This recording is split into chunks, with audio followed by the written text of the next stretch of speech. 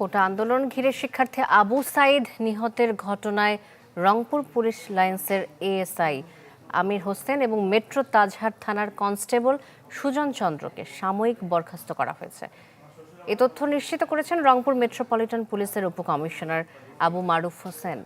তিনি জানান, ছাত্রদের আন্দোলনে অপেশাদার আচরণের কারণে আমির ও সুজনকে বরখাস্ত করা হয়েছে। তদন্ত শেষে পরবর্তী ব্যবস্থা নেওয়া হবে। গত 16 জুলাই পুলিশ ও কোটা আন্দোলনকারীদের সংঘর্ষের সময় নিহত হন বেগম রোকেয়া বিশ্ববিদ্যালয়ের ইংরেজি বিভাগের ছাত্র আবু সাইদ। তবে পুলিশের এজাহারে বলা হয়েছে, বিক্ষোভকারীদের গুলি ইটপাটকেলের আঘাতে মৃত্যু হয়েছে তার।